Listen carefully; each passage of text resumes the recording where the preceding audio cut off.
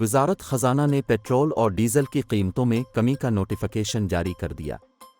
वज़ारत ख़ज़ाना की जानिब से जारी आइंदा 15 रोज़ के लिए पेट्रोलियम मसनूआत की नई कीमतों के नोटिफिकेशन के मुताबिक 1 जून से पेट्रोल की कीमत में 4 रुपये 74 पैसे फ़ी लीटर कमी कर दी गई है।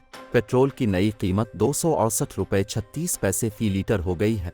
नोटिफिकेशन के मुताबिक डीज़ल की कीमत में 3 रुपये 86 पैसे फ़ी लीटर कमी के बाद डीज़ल की नई कीमत 270 रुपये 22 पैसे फ़ी लीटर मुकर्रर कर दी गई है। वज़ारत ख़ज़ाना की जानिब से मिट्टी का तेल भी 1 रुपये 87 पैसे फ़ी लीटर सस्ता किया गया है, जिसके बाद मिट्टी के तेल की नई कीमत 171 रुपये 61 पैसे फ़ी लीटर हो गई है। नोटिफिकेशन के मुताबिक लाइट डीजल ऑयल 3 रुपये 88 पैसे फ़ी लीटर सस्ता होने के बाद 157 रुपये 29 पैसे फ़ी लीटर हो गया है। कीमतों में कमी के बावजूद पेट्रोल और डीजल पर लेवी 60 रुपये फ़ी लीटर बरकरार रहेगी।